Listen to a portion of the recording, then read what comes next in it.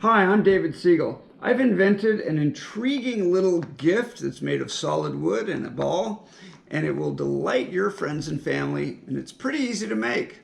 So let's make some.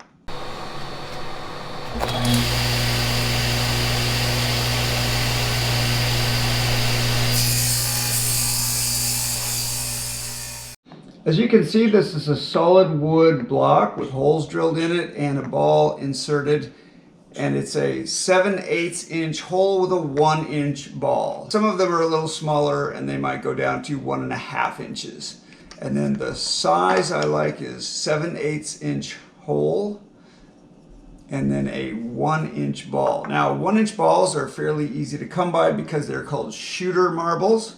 And you can get a 1 inch chrome plated ball bearing that doesn't cost very much. Chrome plated, these are going to be about $1 each. If you got a stainless steel ball like this, it would be about $8 per ball. So you can get 5 balls at Amazon for about $5 or $6. And these balls come about 25 for about $14 at Amazon. This kind of thing is great for makes it affordable. And then the wood I'm using, Padauk is my favorite. I've got much lighter walnut. I've also used some bloodwood, which is much denser and is a little less satisfying. I think and there's also maple. Here's one in oak that I don't like. And then I've made some different size, different shape ones that are kind of fun. You can put it on your desk, but I found that this standard thing, the 1 3/4 inch with a 7/8 inch hole and a 1 inch ball, is kind of a nice gift. All you have to do is make 3 cuts and you have the perfect repeatable shape.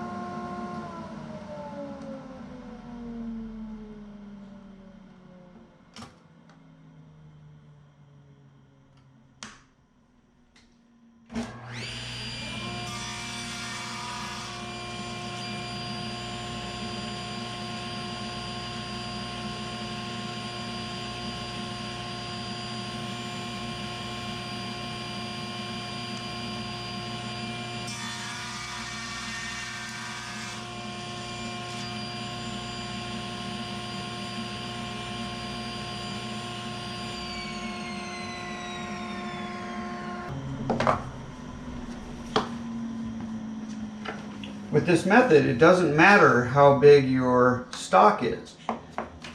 It'll just cut it to the right size no matter what size you start with.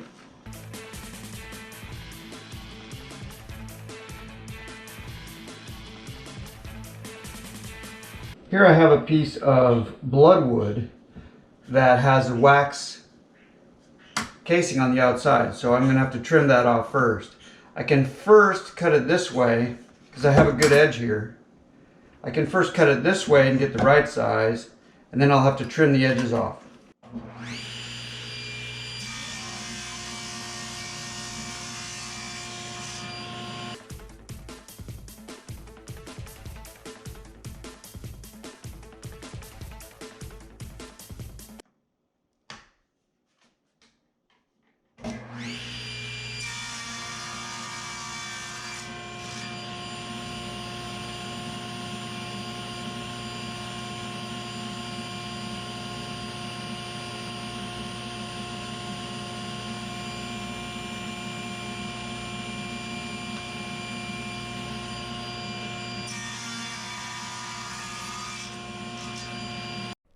And here are a few sample blocks to start with. Now that I have my cubes all the same size, I need to mark the center of one of them. This is very important to get exactly centered. So you might use a marking knife or a very sharp pencil. The closer to center this is, the less hassle you have later.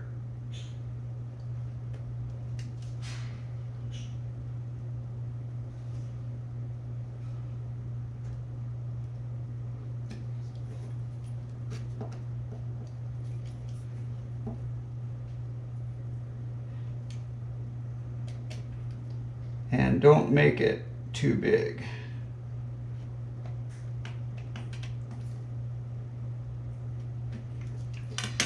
That's fine.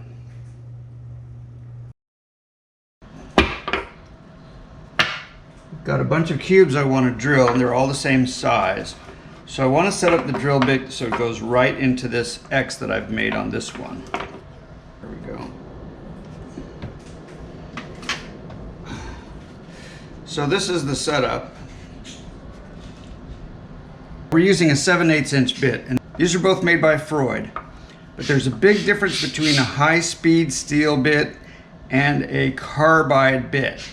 And the carbide bit will give you better shavings and last much longer. This is a, I don't know, $25 bit, but it makes your cut much cleaner and lasts much longer. This bit is already a bit dull from doing several bit jobs. And also, this company, Wood, you can get these on Amazon. This company makes really nice carbide Forstner bits for a very good price, and I have found these are really sharp and also last a long time.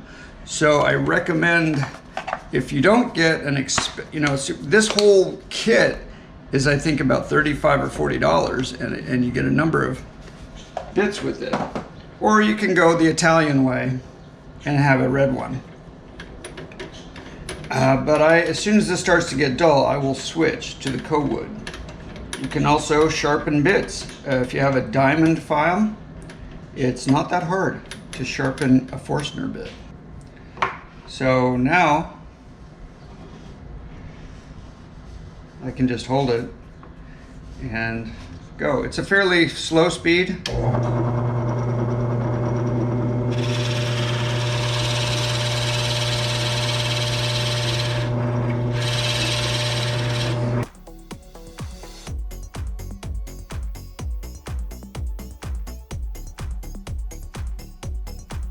On this turn, I want to be sure that I get all of the dust out of the corner.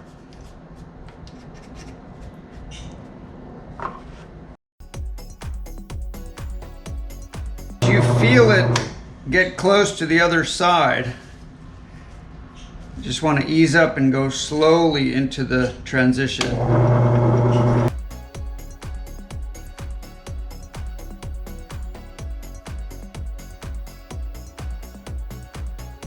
This is a pretty good hole to start, and you can see that I'm almost perfect, but it's not, but that's okay. It's less than a millimeter.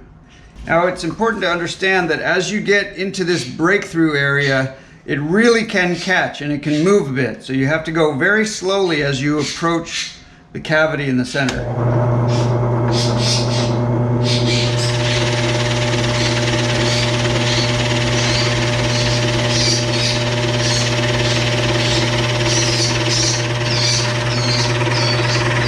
Very slowly, step by step. See? Because of the grain,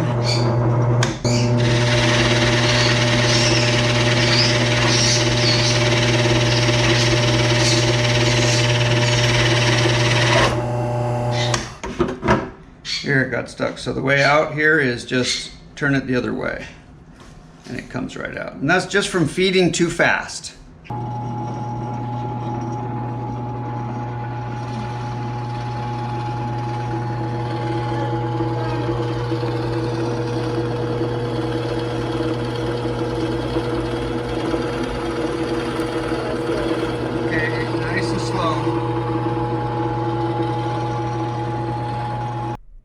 We had some friends of my kids come over and made their own ball cubes, and they really enjoyed the process. They don't have a drill press in their living room, so it's fun for them.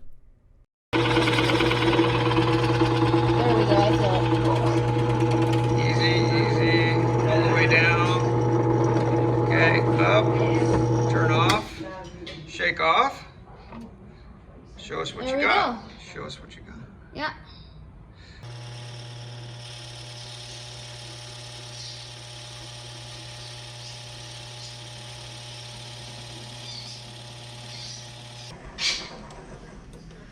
This wood is much lighter, less dense, and also much more oily, and gives beautiful shavings. A nice clean bore. The dry method is to put it in the oven, get it nice and get it as dry as you can, and then crack it open. And I'll show you how to do that. And this one's been done that way. And then you can put any size ball you want inside and then glue it back. I took a piece of dowel and I just inserted a Torx bit into it so I could use my drill press as a lathe and make a tapered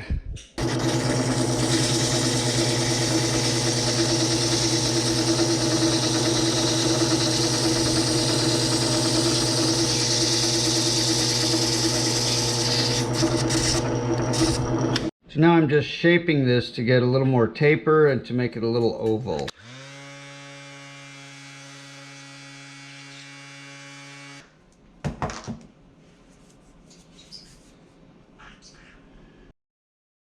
I'm going to try to split it this way, so I'm going to have the taper go this way. I'm going to put a little wax on it just to help reduce friction. This is very dry now. This has been drying for hours. I want the long way to go across like that, so there's a gap here.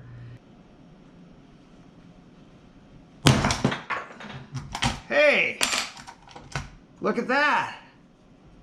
Perfect. Wow, that's better than I expected. Huh, that's exactly the way I wanted it to go.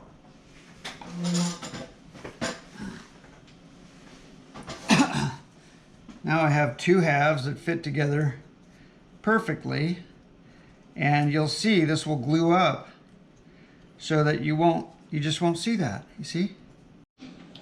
Okay, I have the walnut piece out of the oven. One thing that does help is just a straight line taper. Okay. So we'll set it like that.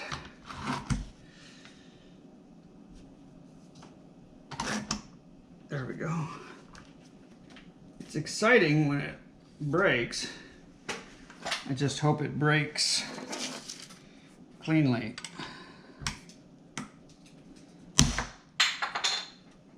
It does. It does. Wow, look at that. Look at that. Ah. That's fine. Aha, you see? There we go.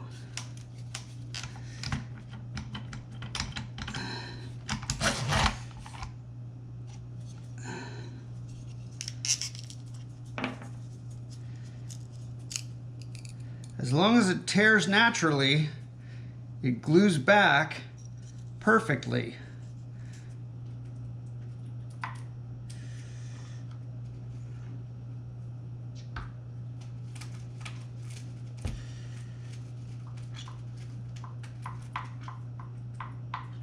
Not too little, not too much.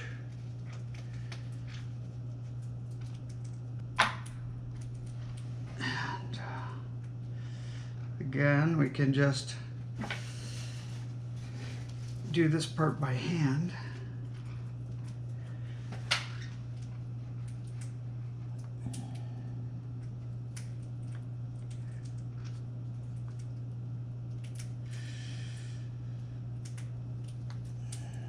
just really lines up perfectly.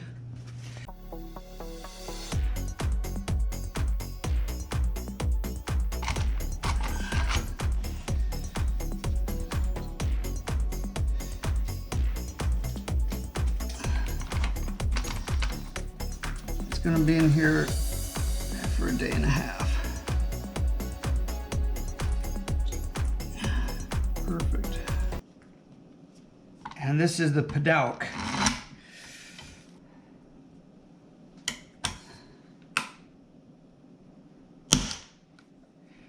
And another clean cut. Wow. What I've learned is that without drying, it tends to tear and make a worse split, but by putting it in the oven for about 4 to 5 hours at 200 degrees, I get a nice crack, it explodes, and it gives me a good clean line. Now, if you think about it, you could do this much larger, and you could make an enclosure for a signed baseball or even a signed football. You'd need a big piece of chunk of wood, but people would not know how you did it. See if we can watch one crack. Should go straight up and down here. It should go apart that way.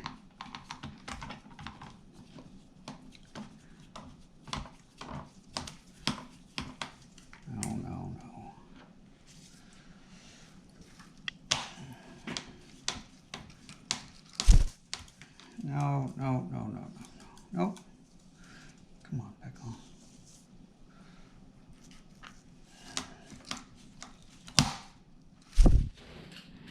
That was easy. The main difference between this glue up and a plywood glue up is that this is a very small amount of area. So you can't leave it a couple of hours and then take it apart. You're gonna have to leave this at least 24 hours under pressure.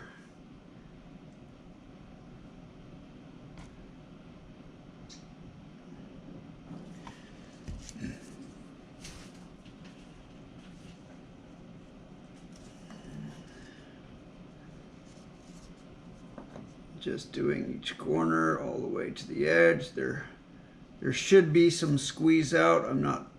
Squeeze out doesn't tend to be a big factor here. It's easy to remove later. Put the ball in. You want to make sure that the ball is shiny. Don't want to have to shine it up later. And I think this is the way it goes here. I can get a little bit of squeeze out off now before I clamp.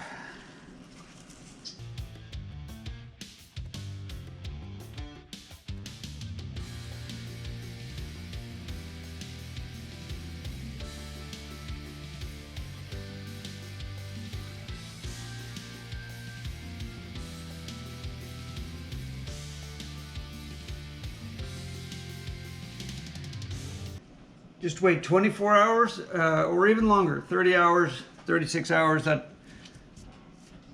not take this apart before it's really cured. So this is how it fits. So I'll just put it like this for gluing.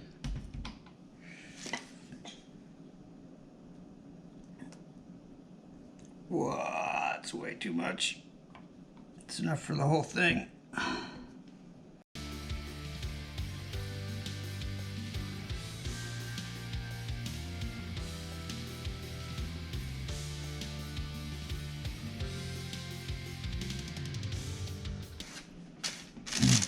There it is.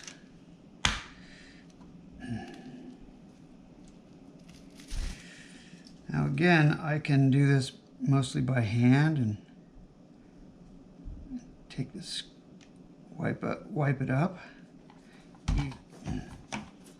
Boy, you find easier and easier ways to do things as you work with the process.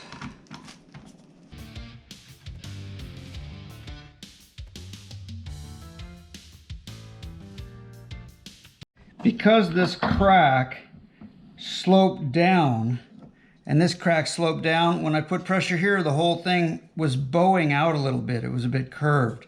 So I've just added a little pressure here to straighten up this line. So it's been about 30 hours later. And I'm going to take this one out. And you can see it's pretty good.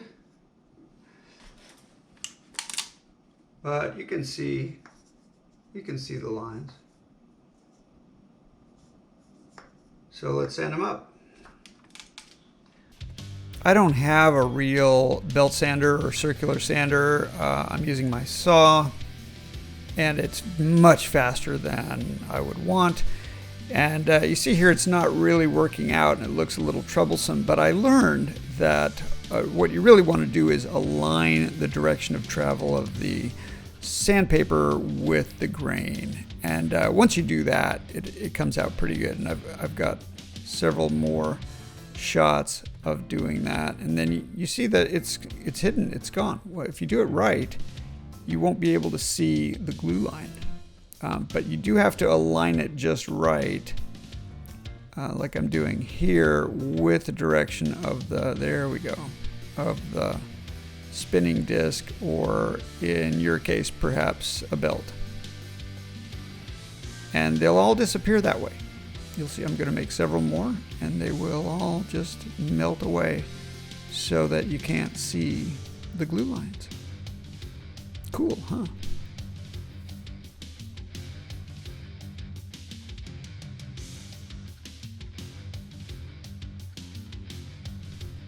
You'll see the ball rotating here, and it's a cool effect, but it is not touching the blade. It's strictly from the vibration from the table.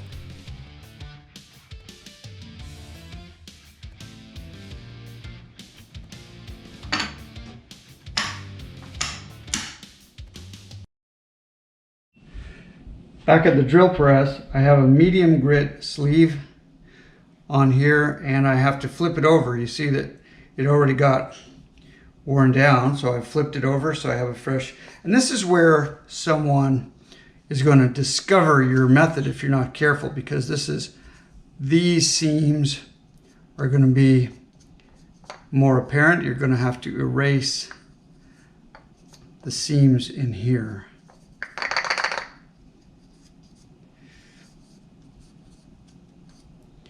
So just one, you want to do all six holes so you get a good finish inside all the holes. Straight up and down.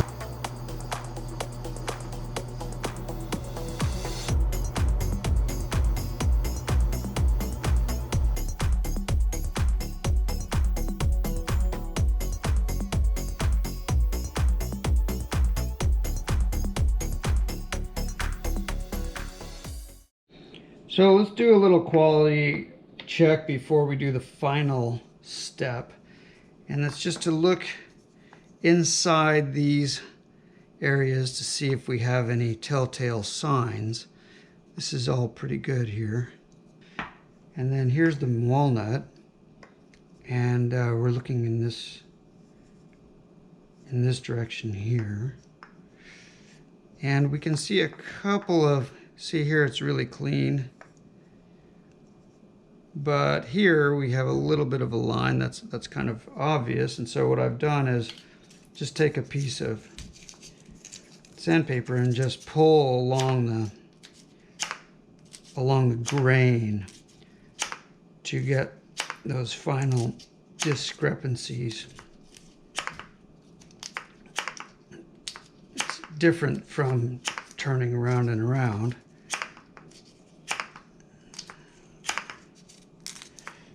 And most of these, that works.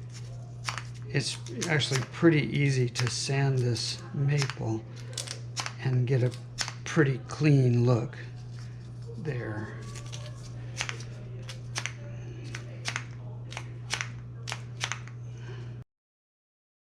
So I'm going to try not tinting this, but just adding the wax. and see if it darkens a bit after it gets dried and buffed. I don't know.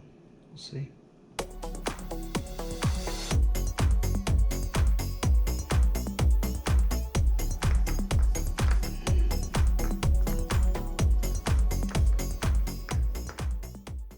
This is an oil-based stain in espresso from Minwax.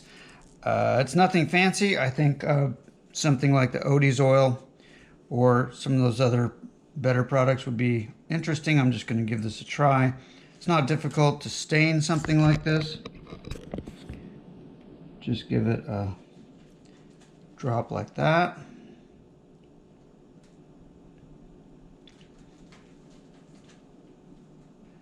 And then I can just hang it up. I have a place to hang it up off camera. This is how the oak turned out, the stain, and the blue agate ball. It's a smaller ball than 1 inch, but it looks nice.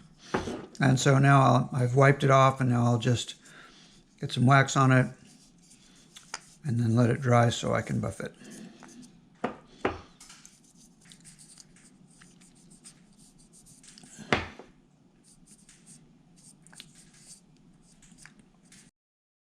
Now the magic happens. Now we use the buffing pad.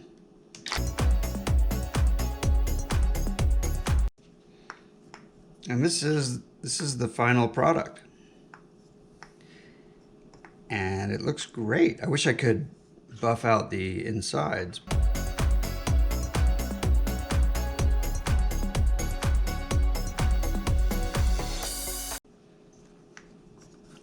Look how nice that is. That's a nice gift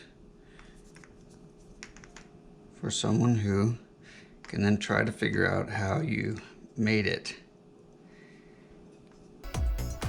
After buffing, just use your finger and a paper towel to reach in and buff off any of the wax or dust off of the ball, and you're good to go.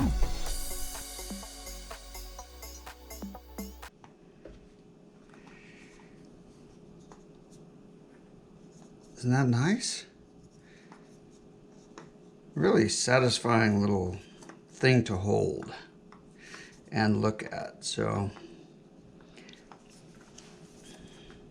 I hope you've enjoyed learning about making these. You can make them in any wood with any ball you like. This is a 7/8 inch hole with a 1 inch ball. You can do it larger, smaller. A nice Christmas present to delight your family and friends. As you can see at the bottom here, I've included the stained oak, which is pretty successful. People like that. And if you have any questions about making these, please leave your questions and comments below, and I'll be sure to watch and answer them. Thank you for watching. This is David Siegel for Cutting Through the Noise.